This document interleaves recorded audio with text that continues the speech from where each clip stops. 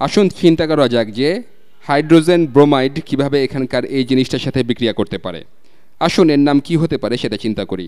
এখানে 1 2 3 4 5 5টা কার্বন আছে, এখানে একটা দ্বিবন্ধন আছে। আমরা এই প্রান্ত থেকে নাম্বারিং শুরু করব কারণ দ্বিবন্ধনটা এই প্রান্তের কাছাকাছি আছে, তাহলে এটা হবে পেন্ট। এটা হলো পেন্ট। দ্বিবন্ধনটা 1 নম্বর কার্বনে শুরু হয়েছে, তাহলে এটা পেন্ট 1। আর স্পষ্টত এটা একটা অ্যালকিন কারণ এর দ্বিবন্ধন আছে। এটা হলো পেন্ট 1 ইন, অনেক সময় এটাকে বলা হয় 1 পেন্টিন, দুইভাবে এটা বলা যায়। আসুন চিন্তা করি কিভাবে এই দুইটা যৌগ কোনো ধরনের দ্রাবকে পরস্পরের সাথে বিক্রিয়া করে। যদি সুনির্দিষ্ট দ্রাবকের কথা বলা না থাকে তবে এটা সাধারণত পানি বা অ্যালকোহল হয়। দ্রাবকটা পানি হলে আসলে হাইড্রোব্রোমিক অ্যাসিডের দ্রবণ পাওয়া যাবে, সেটা নিয়ে আমরা এখন চিন্তা করছি না। এই দুইটা যৌগ কীভাবে পরস্পরের সাথে বিক্রিয়া করবে সেটা নিয়েই শুধু চিন্তা করা যাক। প্রথমেই আপনি যেটা দেখবেন তা হলো এখানে এটা হাইড্রোজেন ব্রোমাইড। আর আপনার আগেই অভিজ্ঞতা থাকলে আপনি বলবেন যে ব্রোমিন হাইড্রোজেনের চেয়ে অনেক বেশি তড়িৎ ঋণাত্মক, এটা ইলেকট্রনকে নিজের দিকে টেনে নিতে চায়। এটা যদি আপনাদের কাছে সম্পূর্ণ অচেনা কোনো ধারণা বলে মনে হয় তবে আমি কিছুটা রিভিউ করছি। এটা একটা পর্যায় সারণী। পর্যায় সারণীর নিচের বাম প্রান্ত হতে উপরের ডান প্রান্তের দিকে তড়িৎ ঋণাত্মকতা বৃদ্ধি পায়। ইলেকট্রোনেগেটিভিটি বা তড়িৎ ঋণাত্মকতা, এটা দিয়ে আসলে একটা পরমাণু কত জোরালোভাবে ইলেকট্রনকে আকর্ষণ করে সেটাই বলা হয়। উদাহরণস্বরূপ ফ্লোরিন ইলেকট্রনকে নিজের দিকে খুব বেশি টানতে চায়, কিন্তু ক্যালসিয়াম ইলেকট্রনকে তত বেশি আকর্ষণ করে না। এবার হাইড্রোজেন ব্রোমাইডের কথা চিন্তা করুন। হাইড্রোজেন এখানে পর্যায় সারণীর বাম প্রান্তে আছে, ব্রোমিন একদম ডান দিকে আছে। ব্রোমিন অনেক বেশি তড়িৎ ঋণাত্মক। এই অবস্থায় ব্রোমিন যেহেতু বেশি তড়িৎ ঋণাত্মক তাই এটা বন্ধন ইলেকট্রনকে নিজের দিকে টেনে নেবে। এটা যেহেতু বন্ধন ইলেকট্রনকে নিজের দিকে টেনে নিচ্ছে তাই ব্রোমিনের প্রান্তে আংশিক ঋণাত্মক চার্জ পাওয়া যাবে, আর হাইড্রোজেনের প্রান্তে আংশিক ধনাত্মক চার্জ পাওয়া যাবে। যখন বিক্রিয়াটা করা হচ্ছে তখন যোজ্যতা ইলেকট্রন দেখানোটা সুবিধাজনক। এখানে ব্রোমিনের পারমাণবিক সংখ্যা হলো 35। এর অর্থ হলো নিরপেক্ষ অবস্থায় এর 35টা ইলেকট্রন আছে, আর এখানে কোনো চার্জ নেই তাই এটা নিরপেক্ষ অবস্থা। পর্যায় সারণীতে এটা কোন গ্রুপে আছে সেটা দেখলে দেখবেন যে এটা 7 নম্বর গ্রুপে আছে। এখানে থেকে গুনলে 1 2 3 4 5 6 7, তাহলে এর 7টা যোজ্যতা ইলেকট্রন আছে। এটা আঁকা যাক। এর সবচেয়ে বাইরের শেলে 7টা ইলেকট্রন আছে, আমি এগুলো এখানে আঁকছি। 1 2 3 4 5 6, আর 7 নম্বর ইলেকট্রনটা হাইড্রোজেনের সাথে বন্ধনে আবদ্ধ।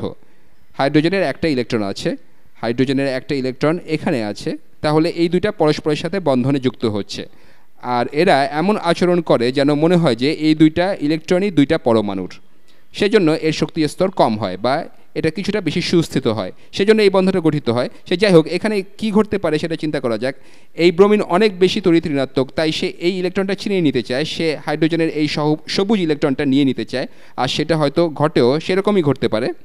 আমি এটা এঁকে দেখাই, হয়তো সেটাই ঘটে। ব্রোমিন এই সবুজ ইলেকট্রনটা নিয়ে নিচ্ছে, ইলেকট্রনটা ব্রোমিনের নিকটবর্তী হতে থাকে। যদি অন্য কোনো জায়গা থেকে এই হাইড্রোজেনটা ইলেকট্রন পেয়ে যায় তবে এটা ব্রোমিনের কাছে চলে যাবে।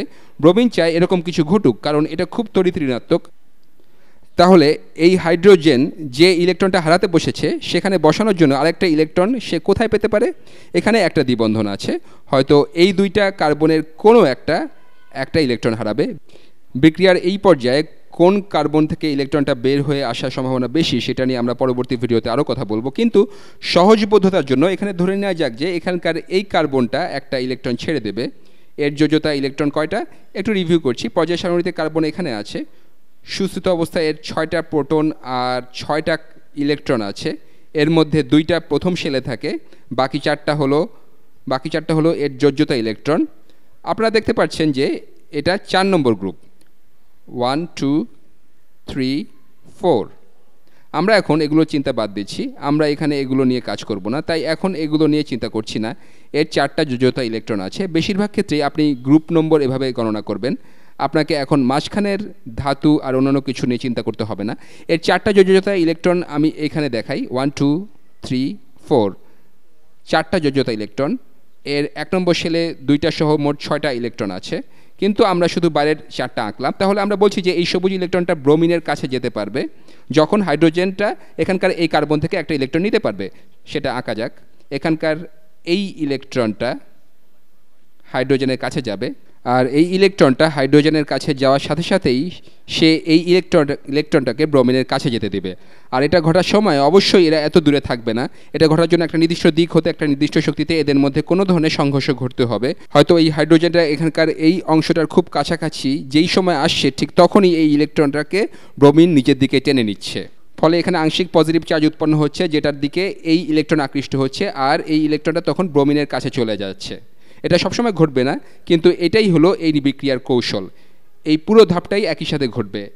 একটা ইলেকট্রন এখান থেকে হাইড্রোজেনের কাছে যাবে, ঠিক একই সময়ে হাইড্রোজেনের ইলেকট্রনটা ব্রোমিনের কাছে যাবে। এই ধাপের পর কি ঘটবে? এই ধাপটা সম্পন্ন হওয়ার পর সব কিছু দেখতে কীরকম হবে?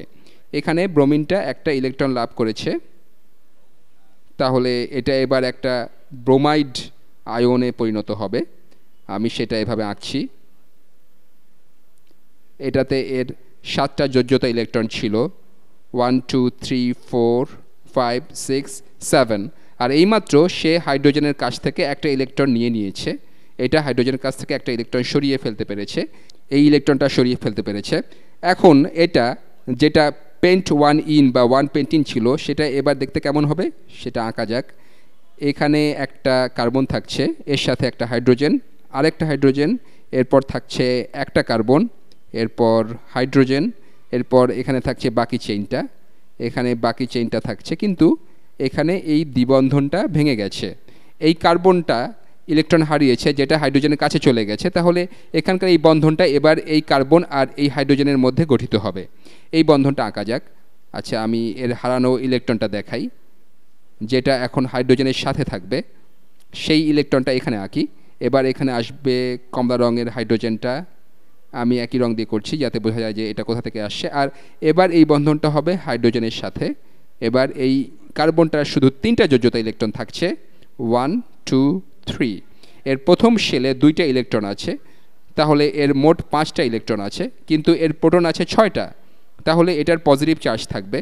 এখানকার এই কার্বনটার এবার একটা পজিটিভ চার্জ আছে, অথবা এভাবেও চিন্তা করতে পারেন যে এটা নিরপেক্ষ ছিল, এরপর এটা একটা ইলেকট্রন হারিয়েছে, তাই এবার এখানে এর পজিটিভ চার্জ আছে। তাহলে বিক্রিয়ার এই ধাপটার পরে আমাদের এই জিনিসগুলো থাকছে। আরেকটা বিষয় আমাদের ভুলে গেলে চলবে না, এখানে ব্রোমিন ছিল নিরপেক্ষ।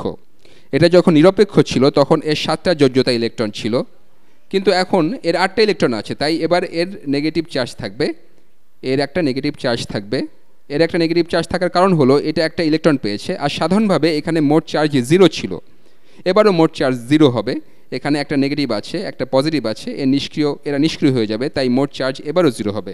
তাহলে বিক্রিয়ার পরের ধাপে কি ঘটতে পারে? এখানে এই পজিটিভ জিনিসটা আছে, তাহলে ব্রোমিন সঠিক পথে ধাক্কা খেয়ে এই হাইড্রোজেনটাকে ছেড়ে দিয়েছে আর এর ইলেকট্রনটা চুরি করে নিয়েছে, তাই এবার এর একটা নেগেটিভ চার্জ থাকছে, আর এখানে একটা চার্জ হলো পজিটিভ। এরা হয়তো পরস্পরের দিকে আকর্ষিত হবে এবং সঠিক পথে পরস্পরের সাথে ধাক্কা খাবে। আর এরা যদি সঠিক পথে ধাক্কা খায় তবে হয়তো এটা একটা ইলেকট্রনকে এখানকার এই ব্রোমাইড আয়ন থেকে বা এই নেগেটিভ আয়ন থেকে নিয়ে নিতে পারবে।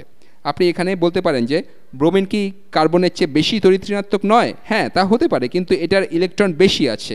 এটা এখন ব্রোমিন পরমাণু নয়, এটা হলো ব্রোমিন যার সাথে একটা অতিরিক্ত ইলেকট্রন আছে। এটা ইতিমধ্যেই একটা ইলেকট্রন নিয়েছে, তাই এটা ইলেকট্রন সমৃদ্ধ। এই অবস্থায় এটা নেগেটিভ আর এটা পজিটিভ, তাই এইটাকে ইলেকট্রন দিতে পারে। তাহলে এরা যদি সঠিক দিক থেকে ধাক্কা খায় তবে এখানকার এই ইলেকট্রনটাকে কার্বনটা সরিয়ে এখানে নিয়ে আসতে পারে, কার্বনটা ইলেকট্রনটাকে সরিয়ে আনবে। আমি এবার একটা টার্মিনোলজি বলছি যেটা নিয়ে ভবিষ্যতে আরও বিস্তারিত কথা বলবো। এখানকার এই পজিটিভ কার্বনটাকে বলা হয় কার্বোক্যাটায়ন। এটা হলো কার্বনের পজিটিভ আয়ন, এখান থেকেই এই শব্দটা এসেছে। সে যাই হোক, যদি এই ইলেকট্রনটাকে এই কার্বন সরিয়ে আনে তবে এখানে একটা বন্ধন গঠিত হবে। মনে রাখবেন যে এখানকার এই ইলেকট্রনটা কিন্তু আসলে এখানকার হাইড্রোজেনের সাথে বন্ধনে যুক্ত ছিল। আপনারা কল্পনা করতে পারেন এটা এবারও এখানকার এই পার্পল বা ম্যাজেন্টা ইলেকট্রনের সাথে জোড়বদ্ধ হবে। যদি এখানকার এই জিনিসগুলোতে এসব ঘটে তবে পরবর্তী ধাপে যেটা ঘটবে তা হলো অণুটার এই প্রান্তে থাকবে কার্বন, হাইড্রোজেন, হাইড্রোজেন, এরপর থাকবে এই কমলা হাইড্রোজেন যেটা হাইড্রোজেন ব্রোমাইড থেকে এসেছে। এরপর আসবে এখানকার এই কার্বনটা,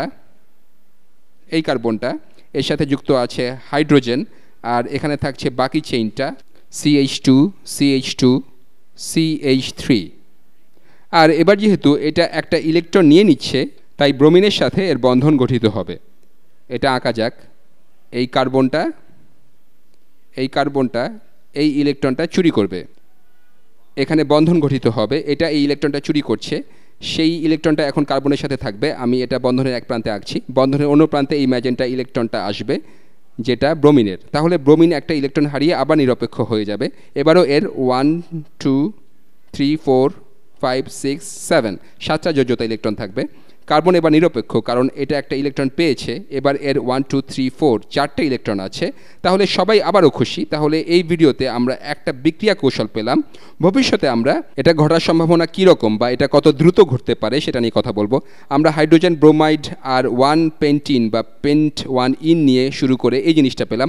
কোনটা বেশি তড়িৎ ঋণাত্মক আর কোনটা ইলেকট্রন নিতে পারে বা হারাতে পারে সেটা নিয়ে চিন্তা করে আর ইলেকট্রনকে বিভিন্ন খানে ঠেলে দিয়ে আমরা এটা পেলাম। একটু রিভিউ হিসাবে দেখা যাক যে এই জিনিসটার নাম কি। এখানে আছে 1 2 3 4 5 পাঁচটা কার্বন, তাহলে এটা হবে পেন্ট। আর এটা একটা অ্যালকেইন, কারণ কোনো দ্বিবন্ধন নেই, তাহলে এটা পেন্টেইন।